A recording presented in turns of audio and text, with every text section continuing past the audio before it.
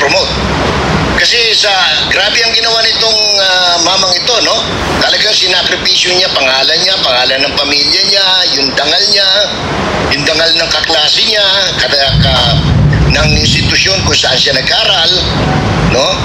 Kasi alam naman natin na talagang marami ang talagang sukal ang kalooban sa kanya.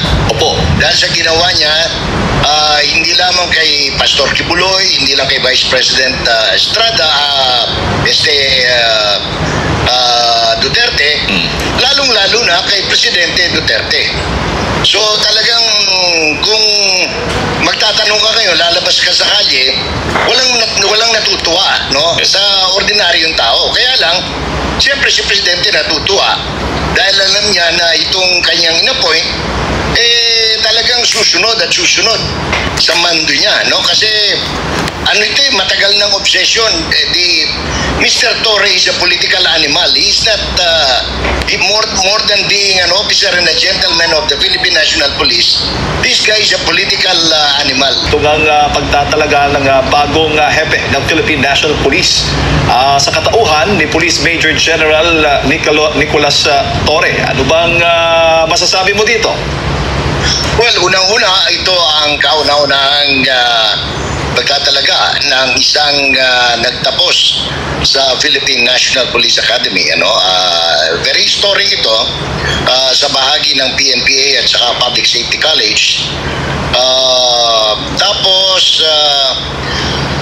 Ito ay prerogative din ng Pangulo, no? Na magtalaga ng kung sino ang kanyang napupusuan batay na rin sa mga rekomendasyon ng National Police Commission at ng Department of Interior. So, apparently, si Mr. Torre was recommended, nasa shortlist siya na binigay ng DILG at NAPOLCOM, kabilang ang isa pang graduate ng PNPA at dalawang graduate ng Philippine Military Academy. So kung tutusin natin, ito ay sinyalis na rin ng pagtatapos ng leadership ng mga cavaliers o graduate ng PMA sa dating Philippine Constabulary, naging PCINP o Philippine Constabulary Integrated National Police, and eventually nung may tatag ang Philippine National Police pursuant sa itinakda ng Kongreso ng kapanahunan nila Senator Aquilino Pimentel Jr. So basically yan ang pinaka-background. Wala tayong masasabi riyan na pwedeng kontrahin, no, yung kagustuhan ng Pangulo sapagkat yan ang gusto niya. At yan naman talaga ang nasusunod. Sabi nga sa English, the appointment of presidential appointees, no, ay nasa discretion at kumbaga sa salitang kalye, sa kursunada ng presidente yan. Kaya gusto mo o may question ay wala tayong magagawa kasi yan ang option ng presidente. Ngayon, makakabuti ba yan para sa bayan? Unang-una, kalimutan na natin yung salitang reconciliation, no? Kasi yan ang nabanggit sa isang panayam, kung di ako nagkakamali, isang podcast, no? Ng Katotong Tunying, no? Na sinasabing gusto makipag-reconcile ng Pangulo sapagkat ayaw niya ng may kaaway, ayaw niya ng may kakontra. Pero with this development, I don't think this will sit well doon sa mga naging may sa Bisaya pa, dunay aligot-got, no? Sa mga panghitabo. Among them, number one, people of Davao region, no, and Mindanao, dahil dun sa pinangunahan ni Major General Nicanor Torre III yung raid at saka siege sa Kingdom of Jesus Christ, no? At nabulabog dyan hindi lamang ang New Jerusalem o kaya religious compound ng KOJC, kundi buong Mindanao, more particularly Davao City, dahil nagkagulo-gulo noong yung schedule ng mga flight doon, may mga na-delay sa biyahe nila, may mga nagkaroon na aberya. And then sumunod dyan yung mga tauhan ng OBP, no? Office of the Vice President, nang magkaroon ng gulo at pilit na kinukuha o inaalis sa St. Luke's Medical Center o paglilipat sa St. Luke's Medical Center ng Chief of Staff ng OBP, no? Office of the Vice President. At ang pinakamalala, Jade and Admar, ay yung extraordinary rendition ng isang Filipino leader who is incidentally in all the surveys is the most trusted Filipino leader. Bukod doon, huwag na yung pagiging leader niya, siya ay Pilipino na ipinagkanulo sa ibang bansa, no? Sa ibang organisasyon labas sa Pilipinas, habang umiiral naman ang sistema ng juridikatura sa bansa. So, kung usapan ay reconciliation, forget it. Wala na yun. You cannot expect people to accept with open arms and with smiling face the designation and promotion of Mr. Torre as the chief of the National Police. Jay. Considering, Sir Jay, doon po sa mga nabanggit po ninyo, linawin lang natin yung 16 na araw na pagkubkob ng mga kapulisan sa pangunguna nga ni Nicolas Torre, yun ay si Pastor ay sumuko, hindi na-aresto nila. Talagang, malinaw yun. Oo, no? kasi nga binibida nila sa na-aresto. mga pabida ni Mr. Torre na siya ang humuli. Walang ganon. Alam naman ng tao yun. Opo. Na ito ay malayo sa katotohanan. Kaya lang, yun nga, gimmick. Pero let it not be said na kinukwestiyon natin yung kanyang qualification, no? Because he is qualified Opo.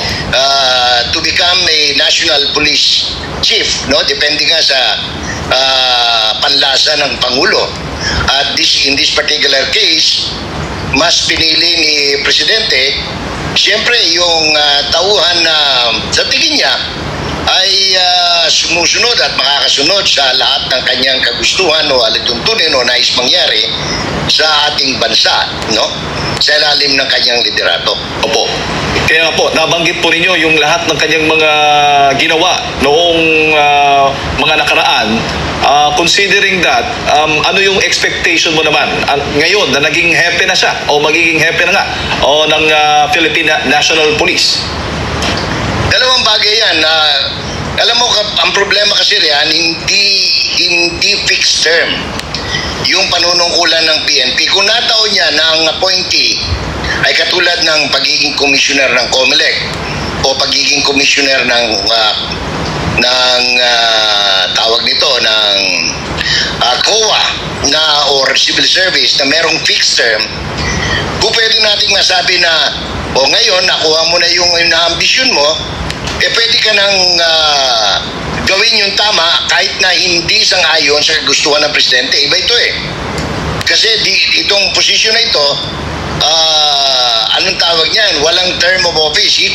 You can be fired anytime kung sa tingin ng Presidente hindi ka nakarapat-dapat sa kanyang panlasa. So ang expectation is lahat ng gusto ng Presidente susundin niya. Kasi gusto niya mapanatili sa pwesto hanggang 2026 March, no? Kung saan siya may mandatory retirement. Opo. Ngayon, kaya naisulat ko nga na kagabi na magtataka ako kung hindi siya na-appoint, na-promote. Kasi grabe ang ginawa nitong mamang ito, no? Talagang sinakripisyo niya, pangalan ng pamilya niya, yung dangal niya, yung dangal ng kaklase niya, ng institusyon kung saan siya nag-aral, no? Kasi alam naman natin na talagang marami ang talagang sukal ang kalooban sa kanya. Opo. Dahil sa ginawa niya, hindi lamang kay Pastor Kibuloy, hindi lang kay Vice President Estrada, Duterte, lalong-lalo na kay Presidente Duterte.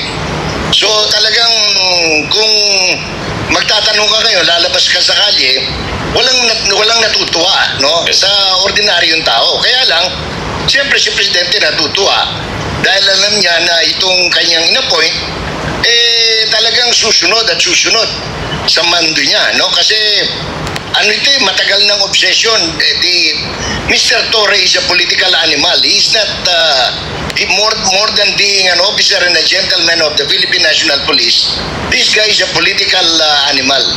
Yun nga. Kasi yun ang background niya From Samar, na kinampihan niya ang isang political group na naging dahilan kung kaya siya dineclare na persona non grata, up to the very moment na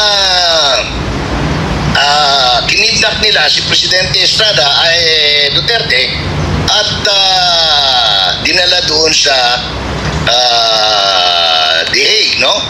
Or The Hague, no? Depende sa pronunciation na gusto ng ating mga nanonood. Opo. Yun nga sana ang susunod kong itatanong, Sir Jay. Doon sa mga naging karanasan nitong si General Torre, ay magiging katanggap-tanggap ba sa mga kababayan natin ang bagong hepe ng PNP? Although, siyempre, mabango at makatanggap-tanggap siya, tulad na sabi mo, sa Pangulong Bongbong Marcos Jr. Pero sa mata ng taong bayan, paano yon makakaapekto? Ewan ko lang, more than taong bayan, ang una siguro magiging bagay na dapat tingnan ni Mr. Torre ay paano niya mabubuo, no, yung kalooban ng Philippine National Police mismo. Kasi let us face it, may mga nasagasaan siya riyan, no?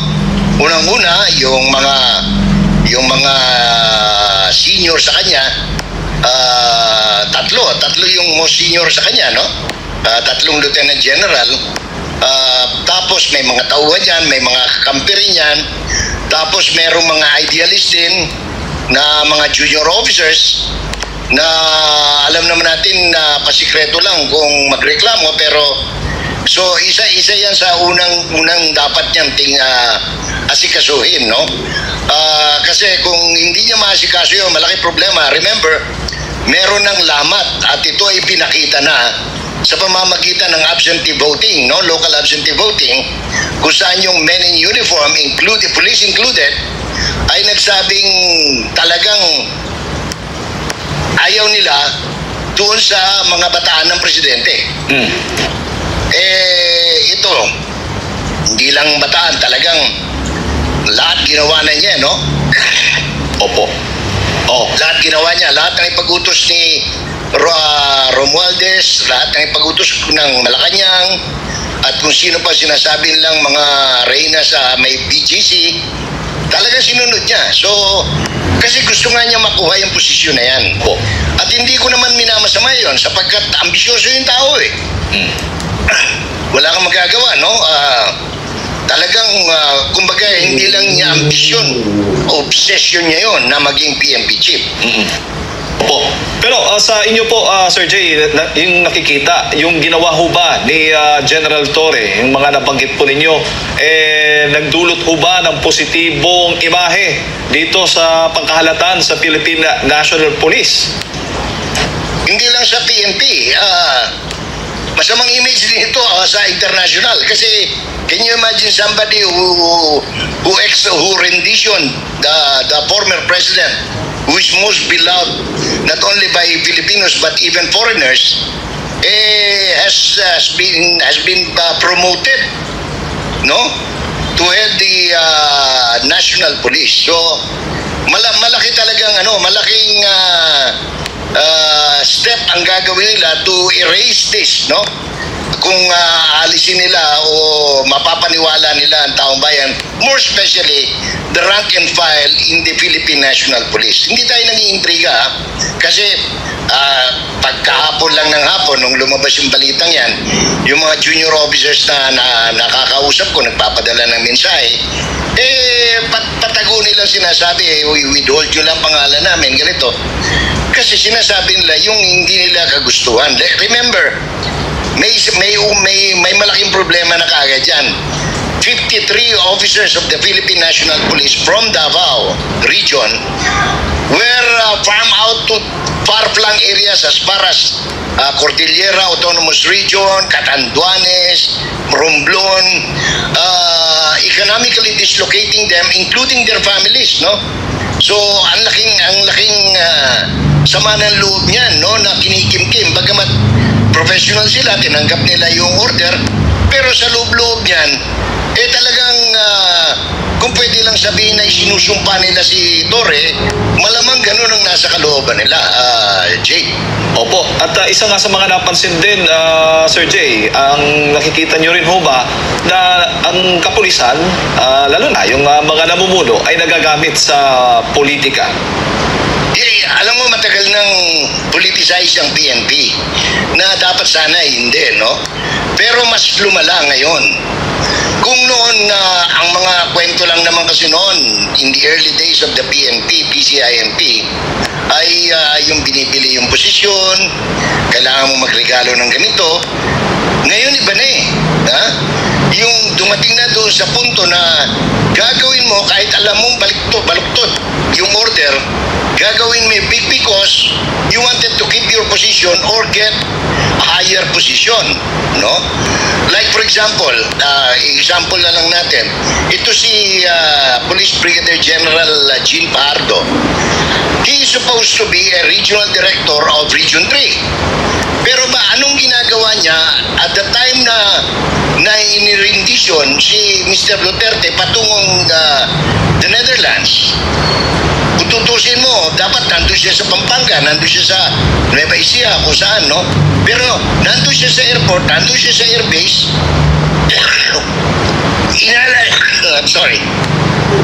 Inaalalayan itong si General Marbil at saka si Mr. Torre. So yan ang mga example ng highly politicized na todo-todo, sobra-sobra. So yan ang masamang epekto naman doon sa PNP. Opo. Na sana ay hindi nangyayari at hindi na mangyari sa susunod. Kasi otherwise, wala papunta sa kangkungan yung organisasyon, no? Ang aim kasi ng pagtatatag ng PNP is to professionalize the Philippine National Police as part of the Interior Department of our government. Unfortunately, it doesn't appear to be so now, Jed. Bago ko lang ipasa kay partner Admar, Sir Jay, ano bang nakikita niyong pinakamalaking achievement na nagawa ng Philippine National Police? Bumababa ang krimen? Bumababa yung mga drug addict? O mas maraming nahuli na mga kilala pong personalidad na nakikita po natin ngayon? Alam mo, may mga press release, di ba? Tsaka public pronouncement si Police Director General Marbil, no? Na pinagyayabang niya, ang laki na ibinaba ng krimen. Pero ang tanong ko nga kung bumaba ang krimen, bakit may travel advisory yung Amerika? Bakit may travel advisory yung Korea and other countries, no? Bakit ang daming nakikidnap? Ba't ang daming napapatay, no? So, palinto na doon sa katotohanan kaysa doon sa sinasabi. Ngayon kasi, ang problema kasi dyan ganito, no? Babalik yan doon sa highly politicized, Jed.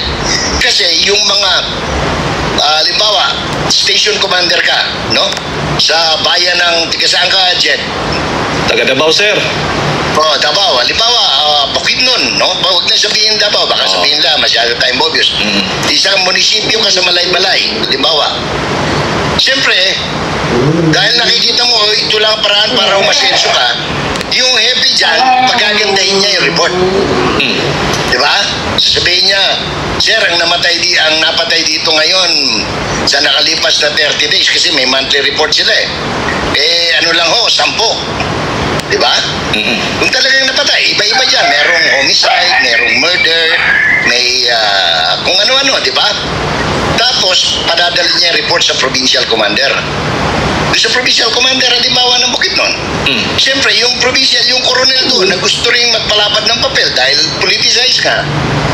Pagagandahin niya ngayon, Sir, 7 lang ang napatay sa area of responsibility ko. O, di ba?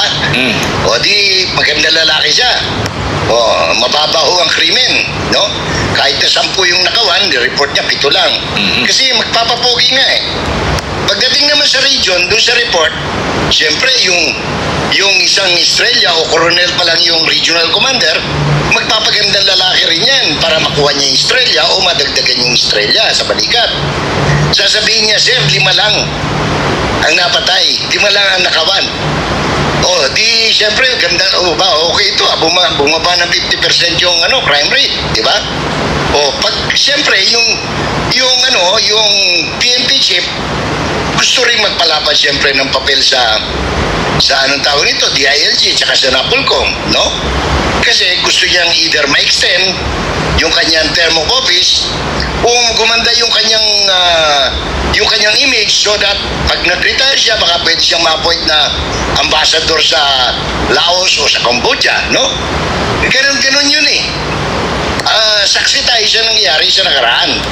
So, kaya ang nangyayari, pag nag-press conference, sasabihin, ang crime rate sa Pilipinas ay bumagsak ng 32% or 16%. O di ang ganda lalaki. Pero ang katotohanan hindi naman ganun eh. So, ang nangyayari ngayon, ito na yung resulta. Merong extreme travel advisory mismong Amerika, South Korea, BGC, pinag-iingat ang mga tao sa BGC. Sa Makati, may advisory sa mga nakatira sa kondominyo, mag-iingat po kayo. Ano ibig sabihin nito? Kung bumababa ang crime rate at magaling itong mga namumuno sa ating PNP, bakit may ganito? Yun lang, tanong lang naman yun sa atin, hindi naman tayo nagko-condemn, no? Paliwanag